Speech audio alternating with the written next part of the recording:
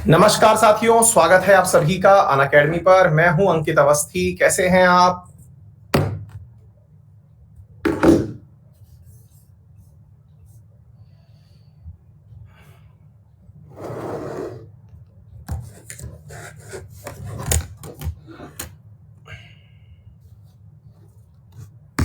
BA और BTech में discussion हो रहा है।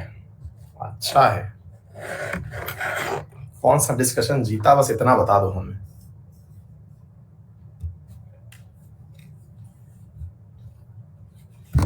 Good evening.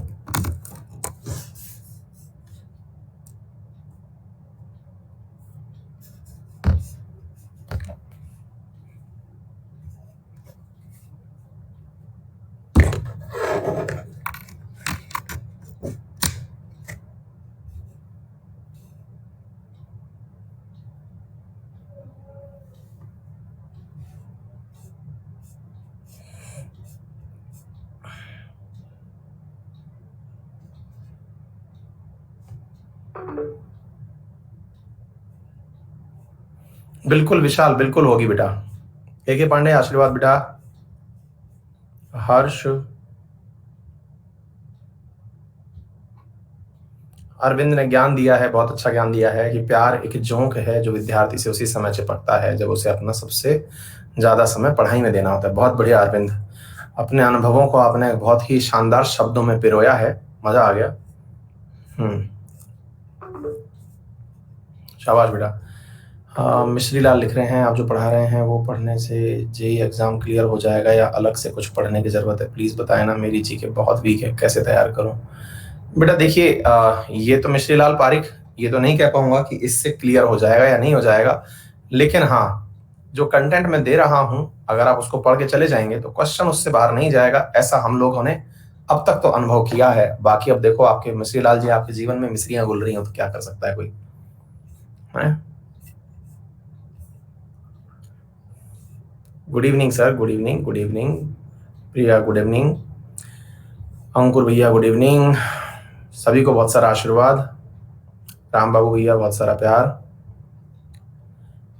हर्ष अग्निहात्री भैया बहुत बहुत धन्यवाद। बेयर ग्रिल्स, आज मेरे सब्सक्रिप्शन का 1 साल हो जाएगा। 1 साल में बहुत कुछ सीखा है आपसे, किसी एग्जाम में बैठने का कॉन्फिडेंस आ गया है। बहुत बहुत धन्यवाद बेयर ग्रिल्स।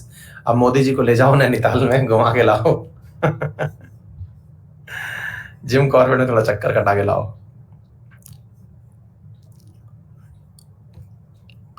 हाँ भाई, कंचन शर्मा बहुत बहुत धन्यवाद।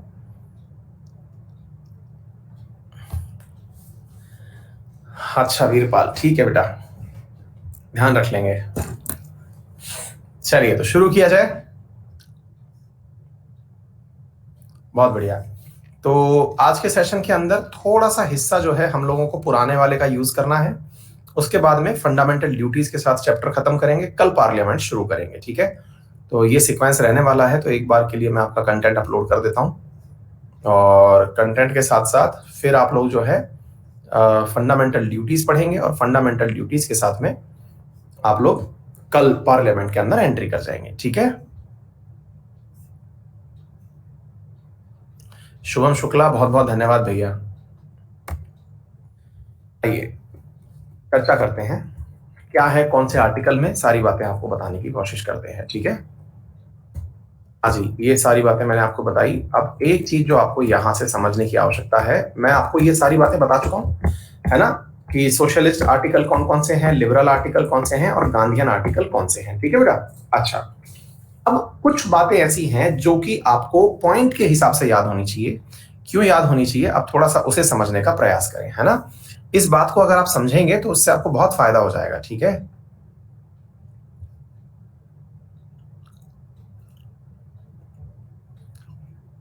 बिल्कुल कुंतल बंदोपाध्याय, बिल्कुल करेंगे। अगर आप सबकी इजाजत हो और थम्स अप कर दें आप, तो मैं पढ़ाना शुरू कर दूं।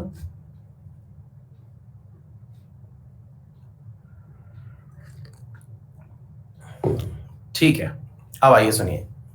The directive principles constitute a very comprehensive social, economical and political programme for a modern and welfare state.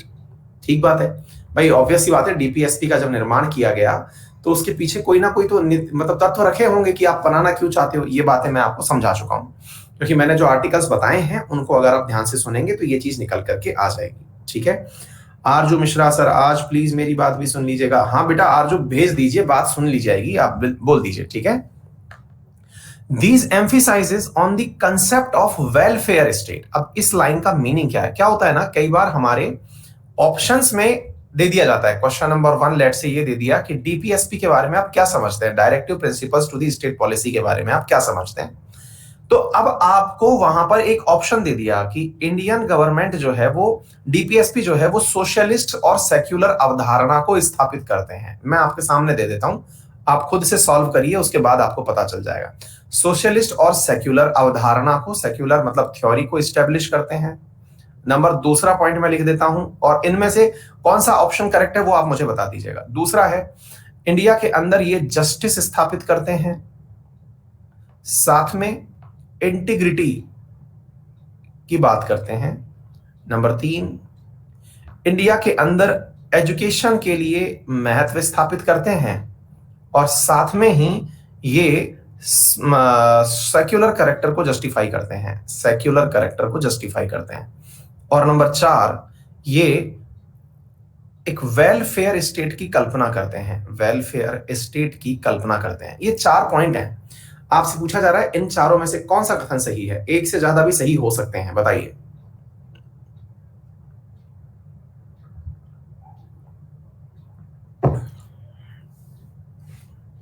लिख दिया ना। अब देखिए, खूब डिटेल में मैंने आपको पढ़ाया है, खूब डिटेल में, है ना। इनमें से ये गलत, ये गलत, ये गलत, केवल ये सही। हो गए कंफ्यूज? आ गई परेशानी? ये क्या हो गया? क्यों? अच्छा बोले आपने लिख रखा है इसलिए क्या सर, ऐसा इसलिए है क्या? नहीं साहब, बिल्कुल नहीं। आप मुझे बता दीजिए कि अपने आर्टिकल्स में कौन सी जगह सेक्युलर कैरेक्टर आपको प्रूव होता हुआ दिख रहा है?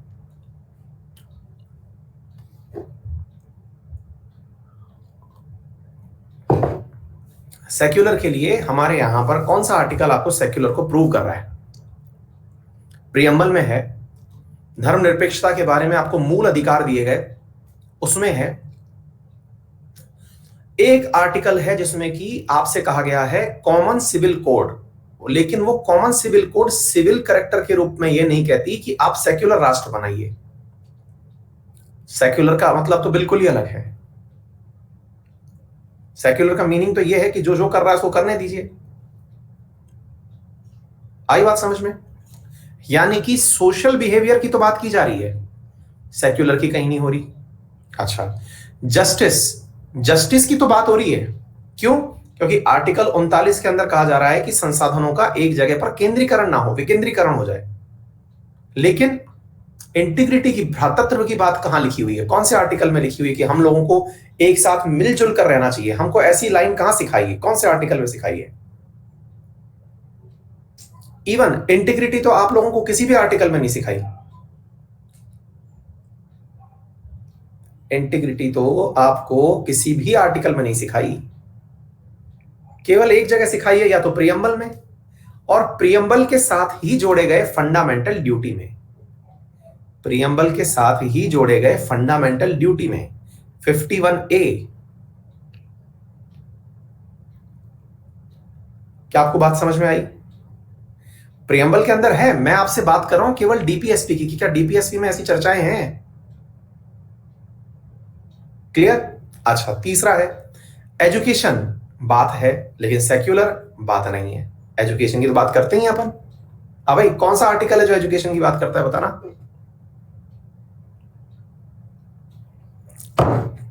21A तो वो है मूल अधिकार। इधर बताइए, डीपीएसपी में एक आर्टिकल है 0 से लेकर 6 तक के बच्चों को पढ़ना चाहिए, 45 नंबर। वेलफेयर स्टेट, अब यही बचा। वेलफेयर स्टेट का मतलब हुआ सब कार्य ऐसे करिए कि राज्य का भला हो जाए।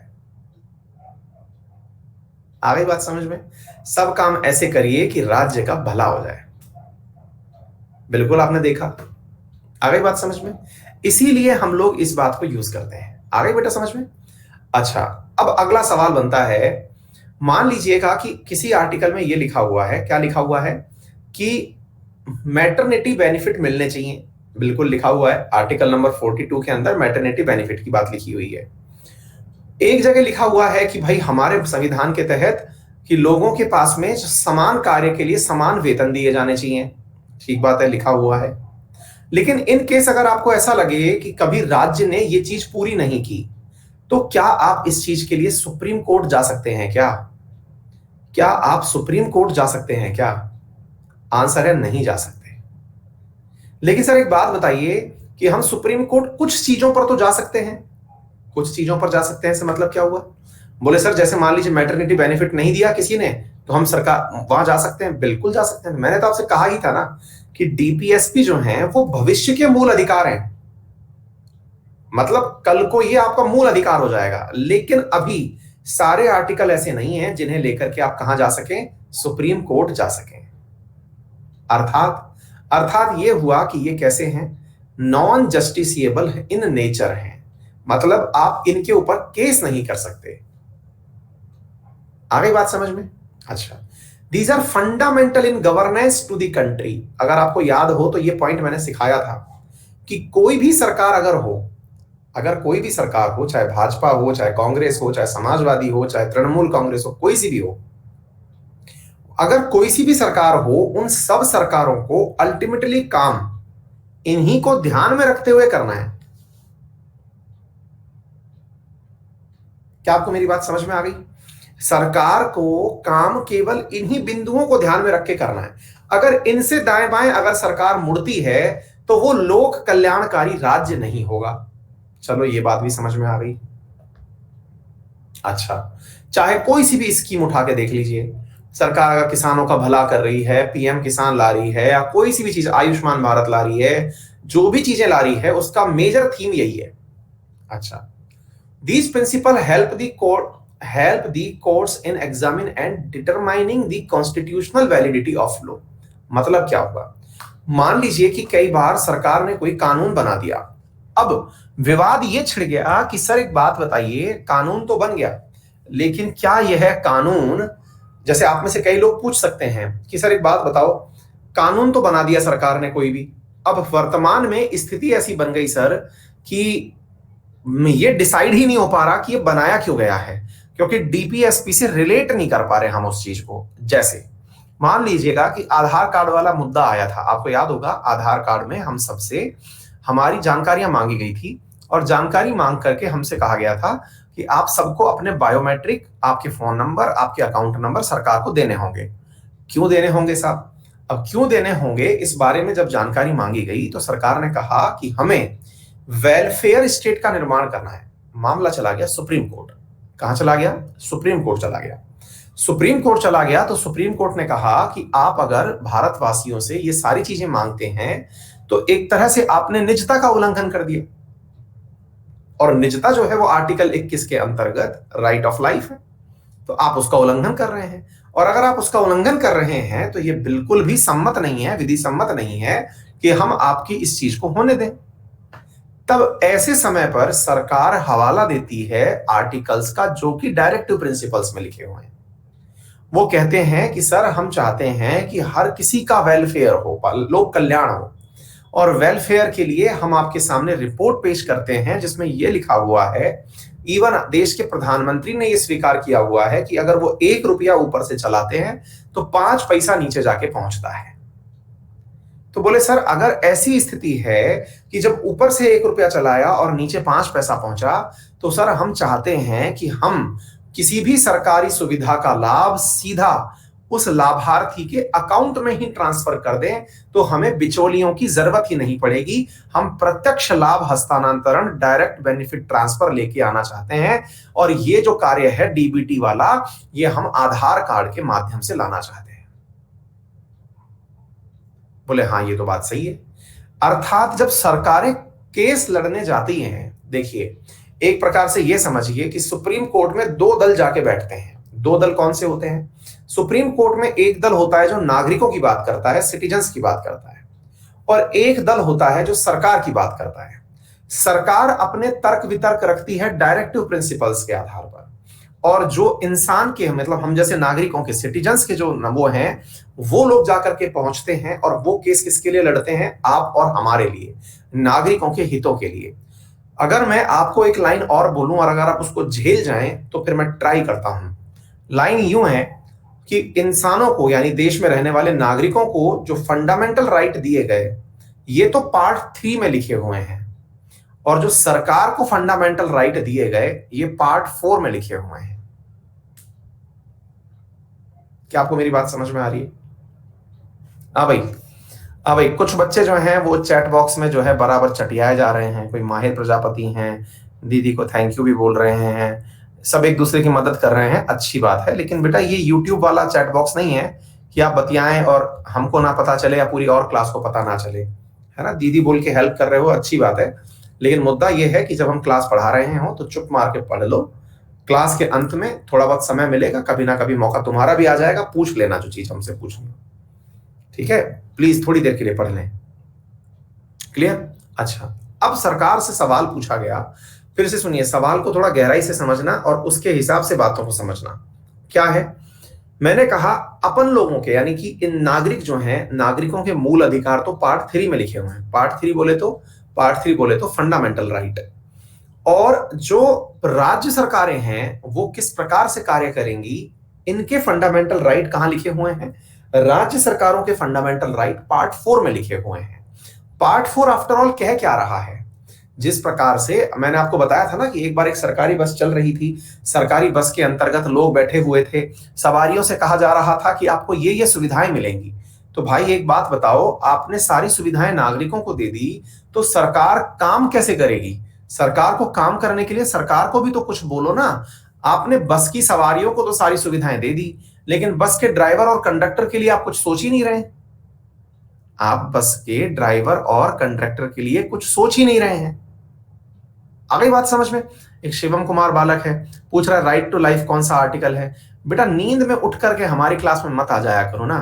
कारण क्या है कि अगर उठ के आ जाओगे तो खामोखा क्या है कि मजाक का पात्र बनोगे। थोड़ा पढ़ के आ जाया करो बेटा, पुरानी क्लासेस हैं ये सारी की सारी, है ना। एकदम भांजी बार के मत आ जाया करो। ये कोई वो नहीं चल रहा है कि एक यूट्यूब की क्लास में घुसे, यहां पढ़ लिया फिर वहां पढ़ लिया। ये आपकी पेड क्लास है, पैसे दे के आए हो। थोड़ा सिंसियरली पढ़ लो। पढ़ाते हुए हमको 10 दिन हो चुके हैं पॉलिटी, है ना। थोड़ा पीछे से पढ़ करके आओ। ये जबरदस्ती में केवल इसलिए कि चलो घुस आए तो चलो थोड़ा देख आते हैं चल क्या रहा है माहौल, है ना। मत करो बेटा ऐसे, पढ़ करके आओ। और क्लास के बीच में मतलब मत करो यार, थोड़ा समझो आप भी, है ना। सिंसियरिटी से बात करो। तो मैं आपसे क्या बोल रहा हूं, आपको यदि याद हो तो मैंने आपसे कहा था कि देश के जो लोग रहने वाले हैं उन्हें मूल अधिकार दिए गए थे। मूल अधिकार दिए गए थे तो आर्टिकल्स के आधार पर पार्ट 3 में दे दिए। आपने सारी सुविधाएं दे दी। किस किस को दे दी? सवारियों को दे दी कि साहब विंडो सीट भी मिलेगी, एसी भी मिलेगी, टीवी चलती हुई मिलेगी, बढ़िया सीटें मिलेंगी, सब हो गया। लेकिन अब ड्राइवर और कंडक्टर कह रहे हैं या ड्राइवर और खलासी कह रहे हैं साहब हमारी सुविधाओं का क्या है? बोले बेटा तुमको 24 घंटे बस चलानी है। बोले सर हम भी तो थोड़े से मतलब कुछ हमारे लिए भी तो सोचो, हम 24 घंटे बस चलाएंगे कैसे? हम भी तो इंसान हैं। बोले हाँ थोड़ी सुविधाएं तुम्हारी भी होनी चाहिए। बोले हाँ हाँ। तो बोले अच्छा दूसरा सर एक बात बताओ, आपने कहा कि हम 24 घंटे बस चला लेंगे सर, लेकिन सर एक बात बताओ, हम चलो शिफ्ट में ड्यूटी कर लेंगे, सुबह कोई चलाएगा शाम को कोई चलाएगा, लेकिन सर एक बात बताओ बस की भी तो अपनी एक कैपेसिटी होती है। कैपेसिटी से मतलब? बोले सर बस में 24 घंटे अगर हमने एसी चला दिया तो एसी फूक जाएगा, 24 घंटे हमने बस दौड़ा दी तो इंजन खराब हो जाएगा, है। फिर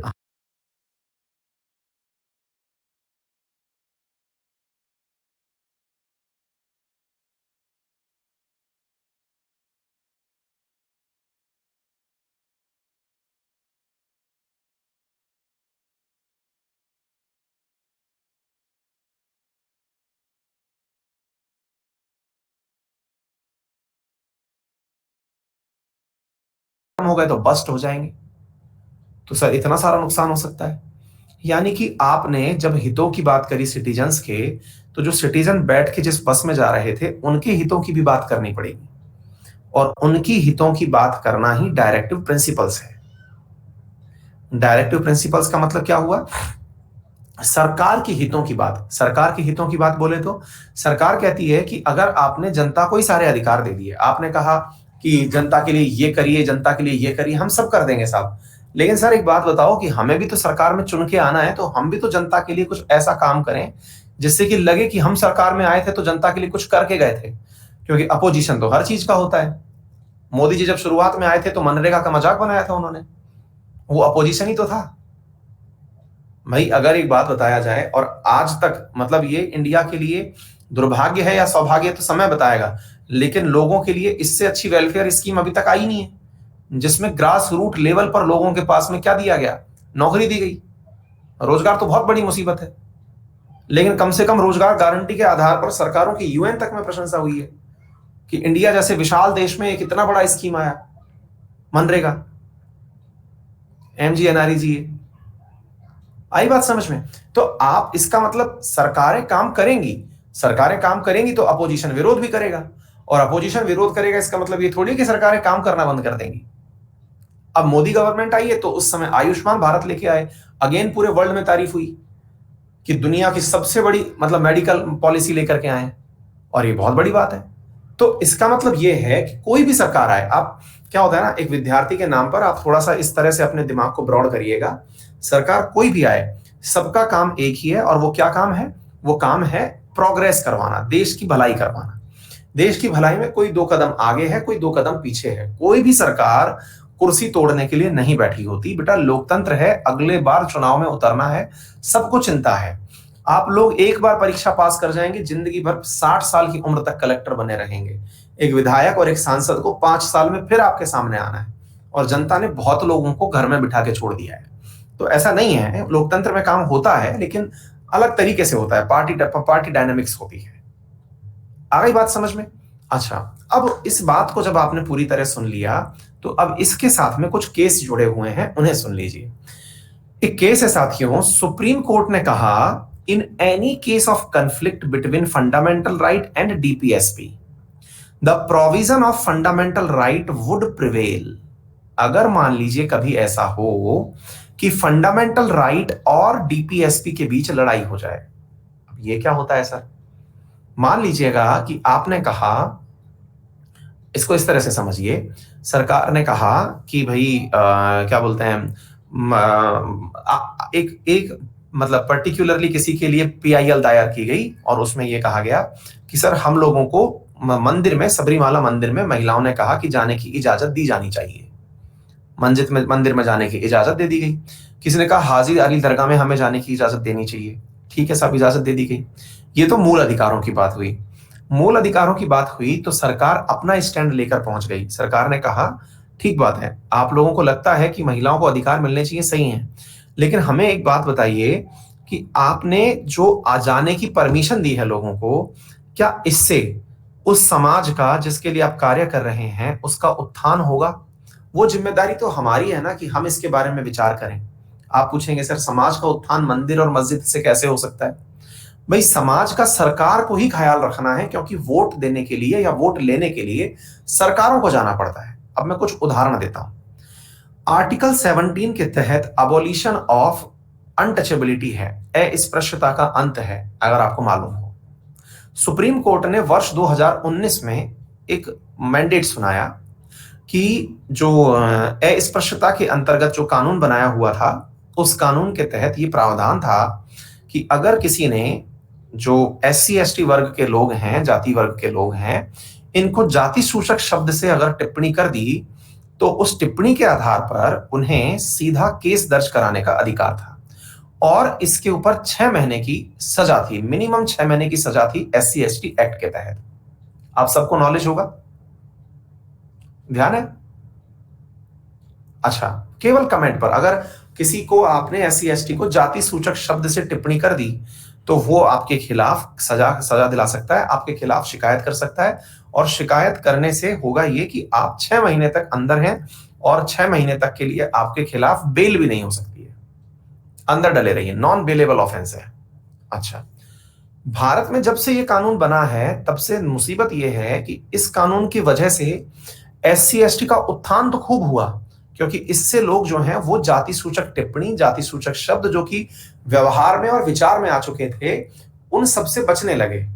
लेकिन एक और चीज निकल करके आई और वो ये थी जो सुप्रीम कोर्ट के संज्ञान में गई कि जो 100 केस होते हैं इसमें से लगभग 1/4 केस जो होते हैं वो फर्जी होते हैं। फर्जी से मतलब किसी को किसी प्रकार से ब्लैकमेल करने के लिए ही केस कर दिया गया। तो फेक केसेस की वजह से अब जैसे मान लीजिए किसी को ये पता चल गया कि ये, जैसे आजकल आपने देखा होगा अगर आपके गली मोहल्ले में कभी लड़ाई हो तो महिलाओं को घर वाले जो है वो आगे कर देते हैं। महिलाओं को आगे क्यों कर देते हैं? आपने देखा होगा अगर लड़ाई वहां होती हो तो घर की महिलाएं जो है वो लड़ाई करने आगे आती, पुरुष नहीं आते हैं। पुरुष पीछे खड़े हुए हैं क्योंकि कानून पता है उन्हें। महिलाएं जो है वो तो टारगेट करती हैं कि देख इस विकेट को अपन को लेना है, सामने वाले का आदमी से बाहर से आ रहा है, बस अजय साहब इसने मेरे से यूं कहा। क्यों? क्योंकि साहब कानून तो ये भी कहता है कि अगर किसी महिला को 30 सेकंड से ज्यादा आपने घूर के देख लिया तो भी सजा है। अब बताइए आप,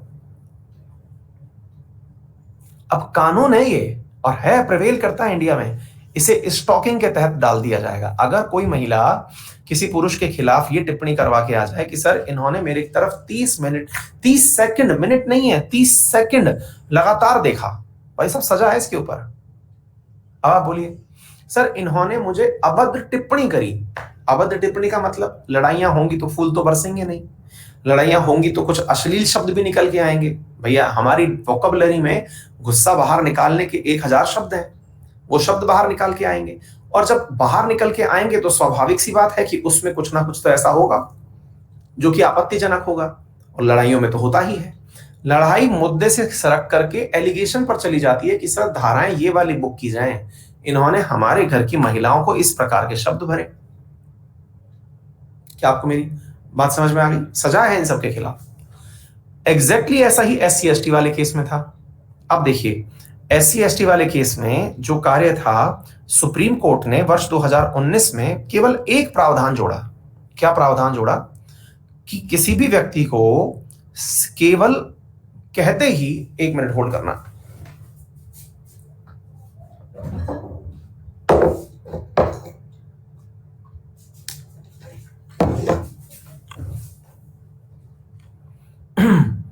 किसी भी व्यक्ति को केवल कहते ही गिरफ्तार नहीं किया जाएगा। अब आप पूछेंगे कि क्यों?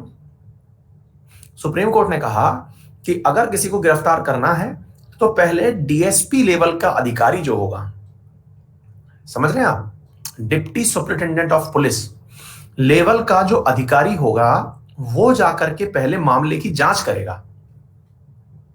अब आप सोचेंगे कि ये तो अच्छी बात है, ये तो अच्छी बात है ना सर कि मतलब सरकार ने मतलब सुप्रीम कोर्ट ने एक अच्छा कदम उठाया। लेकिन आपको पता है इस इतने से फैसले के खिलाफ पूरे भारतवर्ष में अधिकांश स्थानों पर तो भारत बंद हुआ और उस भारत बंद के दौरान काफी हिंसा और आगजनी हुई। SC/ST समुदाय के लोगों ने बकायदा पूरे भारत के अंदर लॉक लगवा दिए। क्यों भाई?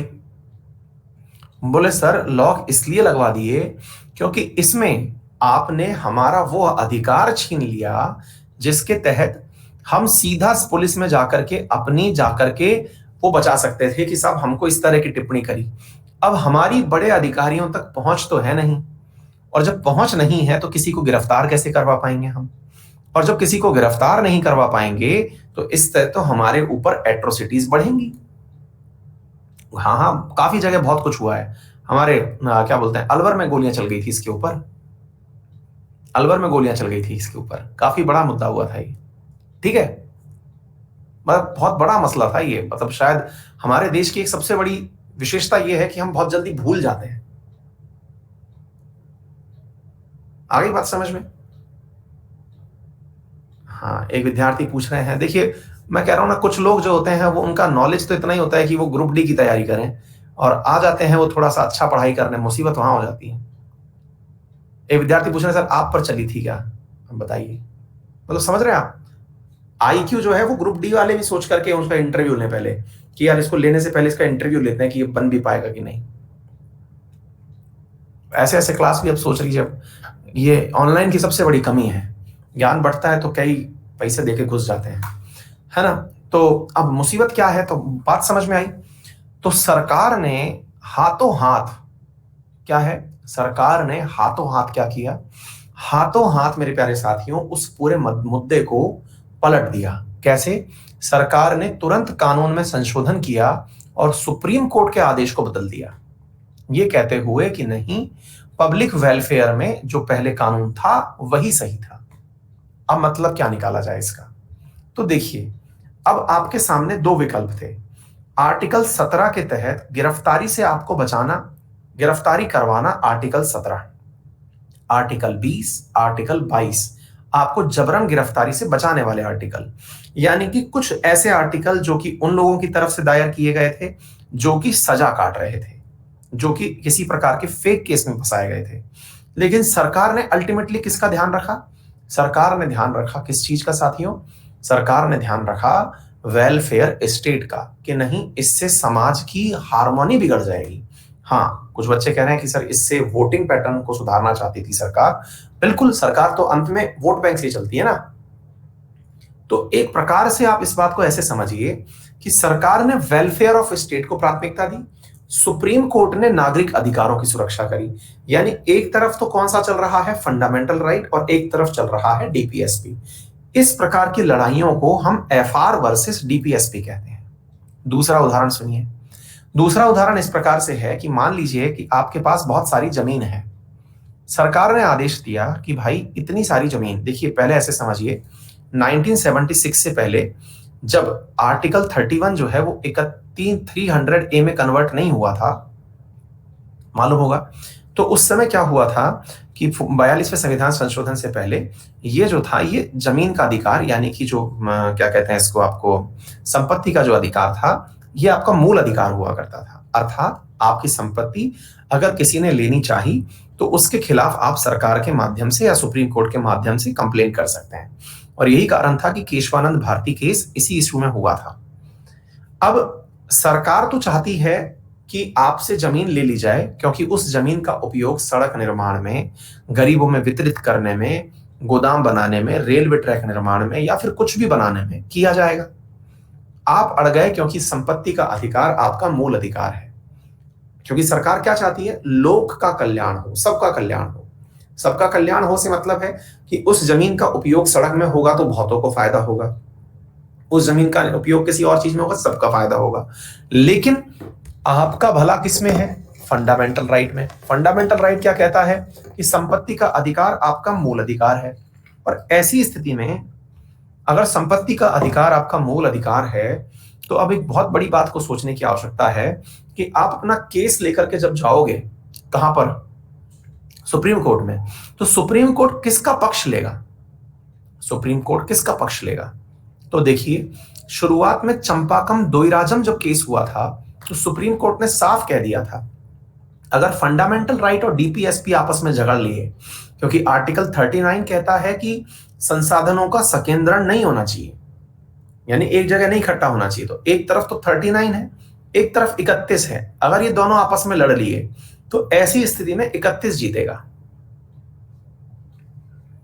अच्छा, हर चीज में सुप्रीम कोर्ट ही क्यों जाते हैं? एक विद्यार्थी ने सवाल पूछा।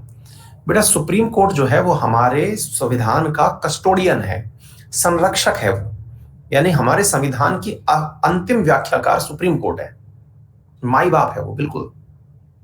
आ गई बात समझ में? तो चंपाकम दोइराजम केस में यह कहा गया कि सरकार जो है, गांधी जी वाला सिद्धांत। कौन सा गांधी जी वाला सिद्धांत?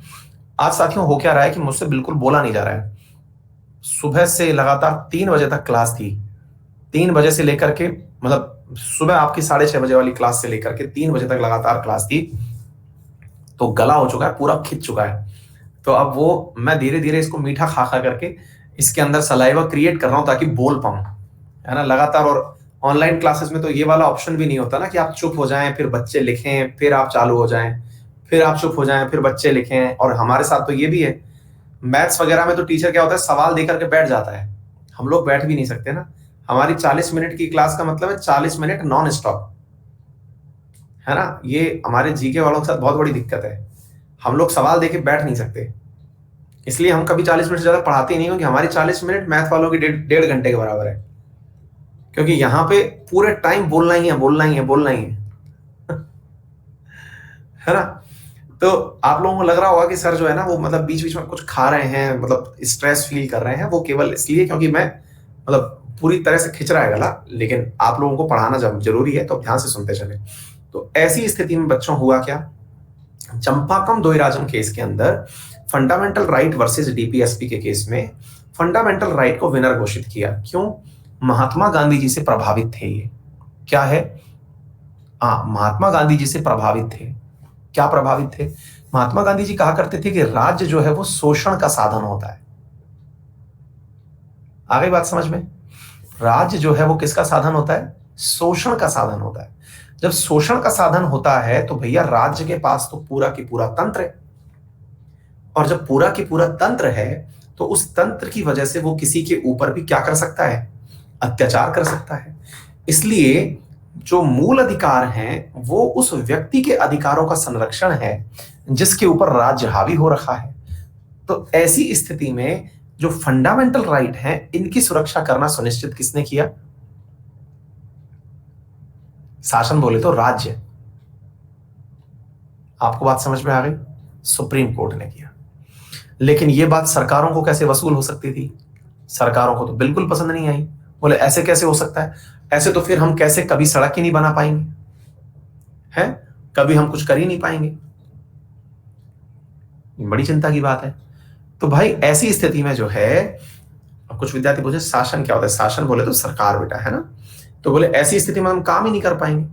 सुप्रीम कोर्ट ने 1967 के एक केस में आदेश दिया, parliament can not amend fundamental right to implement directive principle of state policy. ये क्या चीज है साथियों? हुआ क्या, जब सरकारों को यह लगने लगा कि भाई हम लोग इन फंडामेंटल राइट के चक्कर में लोगों का कुछ भला नहीं कर पा रहे, क्या लगने लगा कि भाई इन फंडामेंटल राइट के चक्कर में लोगों का भला नहीं कर पा रहे, तो बोले एक काम करो, फंडामेंटल राइट ही हटा दो ना। फंडामेंटल राइट हटा दो मतलब बोले मूल अधिकारों को ही गायब कर दो ना रहेगा बांस ना बजेगी बांसुरी। अर्थात संविधान संशोधन के माध्यम से फंडामेंटल राइट ही हटा दो। अगर आप ये कहते हो कि एफआर डीपीएसपी से ज्यादा अच्छे हैं, कोई बात नहीं, तो एक काम करते हैं सर, हमको संविधान संशोधन आर्टिकल 368 में संसद के पास अधिकार है, तो संसद क्यों ना ऐसा करे कि इन आर्टिकल्स को ही हटा दे, ताकि ऐसी परिस्थितियां ही ना क्रिएट हो जिसकी वजह से ना रहेगा बांस ना बजेगी बांसुरी। लेकिन आपको क्या लगता है, आप कभी किसी बस की सफर कर रहे हों और अचानक बीच रास्ते में ले जाकर के आपसे बस वाला ये कह दे, हाँ भैया यहीं तक था सफर, उतर जाओ। अगर आपसे कोई ऐसा कह दे तो आपके हालत क्या होंगे? आप तो बस वाले पे चढ़ जाएंगे एकदम, हैं? बस के शीशे फोड़ देंगे, आप दंगे हो जाएंगे कि बोले ये क्या कर दिया तूने बीच रास्ते में, अब यहां से कौन सी बस मिलेगी। एग्जैक्टली वही चीज यहां पर हुई। सुप्रीम कोर्ट ने कहा आपने जब देश बना था तो प्रॉमिस किए थे फंडामेंटल राइट, आप इन्हें ऐसे ही नहीं हटा सकते। याद रखना, you can not amend fundamental right to implement directive principle of the state policy. क्या आपको मेरी बात समझ में आ रही है? You can not amend fundamental right to implement directive principles. ये गोलकनाथ वाले केस में हो चुका था, लेकिन साहब ये वाली बात बर्दाश्त थी नहीं। इंदिरा जी की सरकार थी, इंदिरा जी ने कहा कि गजब है, मतलब तुम कुछ भी कर रहे हो। बोले बेटा ज्यादा 3 2 5 करोगे ना तो अब हम तुम्हारी पावर कट कर देंगे। बोले तुम्हारी पावर कौन सी? आर्टिकल 13 वाली पावर कट कर देंगे। मतलब क्या हुआ?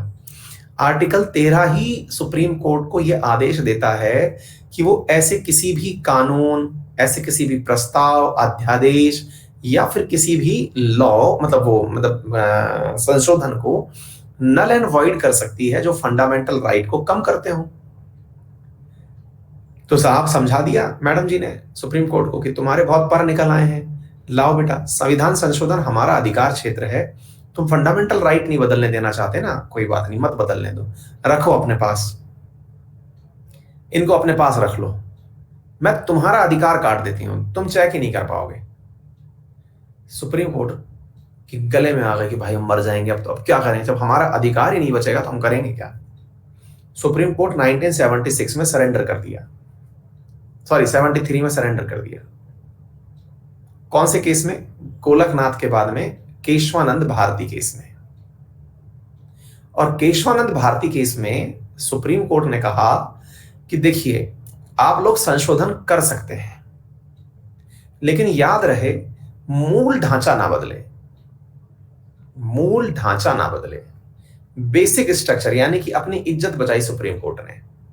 पता चले कि कल को संशोधन करके सुप्रीम कोर्ट के अंदर ही मतलब जो उनके पद ही समाप्त कर दिए जाए, जजों के पद समाप्त है। तो बोले एक काम करो, तुम लोग संशोधन कर सकते हो। बोले कैसे करेंगे? बोले इसको करने के लिए आप लोगों को मूल ढांचा नहीं छेड़ना है, बिल्कुल ऐसे ही। अब मूल ढांचा क्या होता है? Basic structure. ये ऐसे ही है, जब आप बस की यात्रा में थे तो बस की यात्रा के दौरान आपसे बस वाला ये तो कह सकता है कि भाई साहब इस खिड़की पे इतनी देर से आप बैठे हो, इनको बैठ जान दो, लेकिन ऐसा ना हो कि आपको बस से उतार के नीचे भेज दे। या फिर आपने खिड़की के अंदर मतलब बस के अंदर तेज गाने चला रखे हैं, आपने कहा मेरी अभिव्यक्ति की आजादी है, लेकिन आप कंडक्टर आके मना कर दे कि भैया बस के अंदर गाने मत चलाओ, लोगों की नींद खराब होती है। आपने बस में ही अपनी वाली सुलगा ली और अब चालू हो गए। आपने कहा अभिव्यक्ति की आजादी है, मैं मुंह से निकाल रहा हूं। आपको आके मना कर दिया कि भैया रहने दो, यहां पे और लोग परेशान हो रहे हैं। क्या आपको मेरी बात समझ में आ गई? कहने का अर्थ क्या है? इसी प्रकार से आप बहुत तेज तेज लाउडली बातें कर रहे हैं, उसको लगा बस वाले को कि भैया आपकी वजह से और सवारियां परेशान हो रही हैं, आप ऐसा मत करिए। आ गई बात समझ में? ये सारी की सारी बातें जो कंक्लूड होके आई, ये किसके अंदर आई? ये सारी की सारी बातें आई बेसिक स्ट्रक्चर में, कि आप परिवर्तन तो कर सकते हैं, लेकिन ऐसा नहीं कि बस से उतार दें। बोले आपको अब आपको कैसे पता चलेगा कि बस से उतारने वाला हूं कि नहीं? तो सुप्रीम कोर्ट ने कहा आपके लक्षणों से हम पता लगा लेंगे कि आप बस से उतारने वाले हो कि बस में ले जाने वाले हो। बोले कैसे? अगर किसी सवारी के लिए आपने एसी बंद कर दिया, खिड़कियां बंद कर दी, खिड़की बंद है, एसी बंद है, बाहर से हवा नहीं आ रही, अंदर से हवा नहीं आ रही, तो मजबूरन वो तो आदमी बाहर ही निकल जाएगा ना। तुम बाहर निकालो या मत निकालो, गाड़ी का एसी बंद कर दो और खिड़कियां खुलने मत दो, तो बेचारा वैसे ही बाहर निकल जाएगा। आपने कहा सर मैंने तो नहीं निकाला, ये तो खुद निकल गए। तो बोले बेटा इस चक्कर में हम बेसिक स्ट्रक्चर का ध्यान रखेंगे, जैसे आइदर आपकी एसी चलती रहे या फिर आपकी खिड़की खुली रहे, ताकि सवारी बैठी रहे। क्या आपको मेरी बात समझ में आई? इसी मूल अवधारणा को हमने बेसिक स्ट्रक्चर कहा। जैसे देश में सेक्युलर कैरेक्टर कभी नहीं खत्म होना चाहिए, समानता का भाव खत्म नहीं होना चाहिए, अल्पसंख्यकों के हितों के अंदर बंटवारा नहीं होना चाहिए। इस तरह की चीजें किस में डाल दी गई? बेसिक स्ट्रक्चर में डाल दी गई। क्या आपको मेरी बात समझ में आई? क्लियर? ये कहा भाई केशवानंद भारती केस में। तो केशवानंद भारती केस में कौन जीता और कौन हारा? तो देखिए फंडामेंटल वर्सेस डीपीएसपी राइट में सबसे पहले फंडामेंटल राइट जीत रहा था, इसमें भी फंडामेंटल राइट जीत रहा था। जो गोलकनाथ के बाद में केशवानंद भारती केस आया 1973, उसमें मैच टाई रहा। मैच टाई रहा से मतलब फंडामेंटल राइट भी जीत गए और डीपीएसपी भी जीत गए। ये वही हुआ जैसे प्राइवेट स्कूलों में होता है। आप में से भी कई होंगे ऐसे जिनको किसी ना किसी प्रकार का पदक जरूर मिला होगा कि ये किसी ना किसी चीज में साहब टॉप किए हैं, चाहे कैसे भी किए हो। मेडल सबके पास है, सबके पास मेडल है। कईयों के पास तो इसलिए मेडल है कि ये क्लास में शांत रहता था, ये डिसेंट बच्चा था, इसका अवार्ड मिल गया। तो केशवानंद भारती केस में क्या किया गया? फंडामेंटल राइट के अंदर कहा गया कि आप संशोधन तो कर सकते हैं, लेकिन मूल ढांचे को नहीं सुधारें, मूल ढांचे के अंदर परिवर्तन ना करें। यानी कि डीपीएसपी को अप्लाई करने के लिए आप फंडामेंटल राइट में संशोधन कर सकते हैं। देखिए आशु परमार के पास डेली स्कूल आने का मेडल था। अब बताइए आ गई बात समझ में? यानी कि संशोधन कर सकते हैं, लेकिन बेसिक स्ट्रक्चर ना बिगाड़े। आ गई बात समझ में? जैसे ही मैडम जी को यह बात पता चली, मैडम जी ने आया दिखाना था, फटाक से 1976 का संशोधन ले आई और बोले जो सबसे बड़ी फसाद की जड़ है उसी को हटा दो। फसाद की जड़ क्या थी? आर्टिकल 31। बोले इसे हटाओ, इसकी वजह से बहुत ज्यादा समय खराब होता है। इसको हटाओ और इसको 300A में डालो।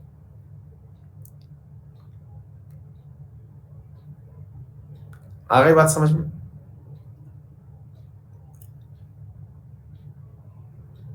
आ गई बात समझ में? मूल अधिकार था आर्टिकल 21, इसको हटा करके लीगल राइट बना दिया। क्लियर? संविधान संशोधन फंडामेंटल राइट में कर दिया। शुरुआती पॉइंट पढ़िए क्या लिखा हुआ था। शुरुआती पॉइंट लिखा हुआ था कि मूल अधिकारों में संशोधन नहीं हो सकता, मतलब इसमें ये जीतेगा। दूसरे में लिखा था नहीं हो सकता, तीसरे में हो सकता है, कर सकते हो, बेसिक स्ट्रक्चर बता देना। मैडम ने तुरंत कर दिया, बोले भाड़ में जाओ लो।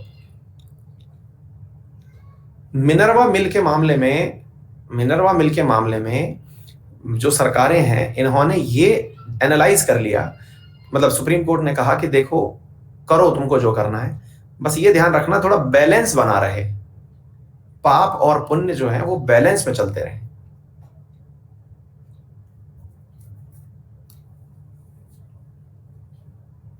फंडामेंटल राइट और डीपीएसपी ये बैलेंस में चलते रहे, मतलब अब चेंज हो सकते हैं, बस बेसिक स्ट्रक्चर को प्रभाव ना पड़े।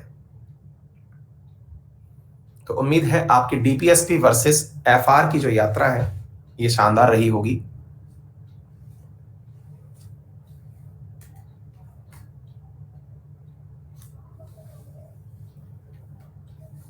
चलिए, थैंक यू सो मच। 7:30 बजे ताऊ ते के बारे में चर्चा करेंगे। ताऊ जी आने वाले हैं, तूफान की संभावना है, बहुत सारी जगह लाइट वाइट चली जाएगी, हमारी टीम की भी लाइट वाइट चली गई है कई जगह। तो ठीक है, तो 7:30 बजे आज तूफान का अध्ययन करते हैं, मिलते हैं फिर। Thank you.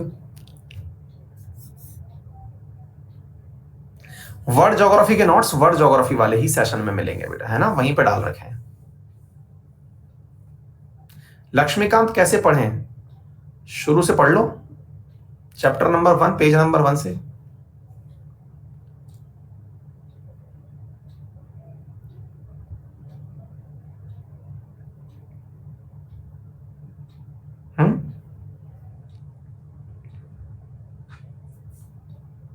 ठीक है, कुछ आप लोग भी पढ़ते रहा करो, है ना। अगर कोई चीज ऐसी लगे कि बीच में कि सर ये मतलब हर चीज बताने की, टीचर हर चीज का छोटे छोटे पॉइंट्स का एक्सप्लेनेशन नहीं देगा।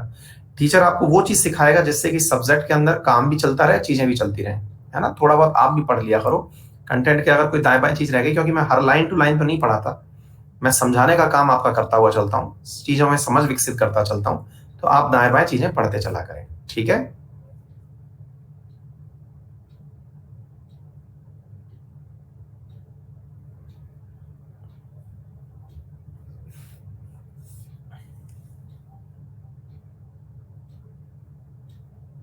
निशी बिल्कुल बढ़िया है बेटा, करती रहो। हाँ भाई, कल सभी को आरएनए के अंदर लाइव आना है, 10,000 प्लस रखना है अपन को कल, है ना। हाँ, यूट्यूब पर है वंशी का 7:30 बजे वाली क्लास, वाईफाई स्टडी 2.0 पर।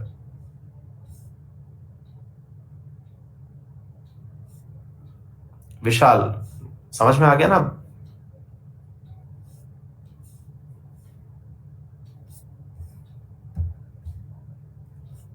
चलो बेटा, thank you so much, see you in the next class, bye bye.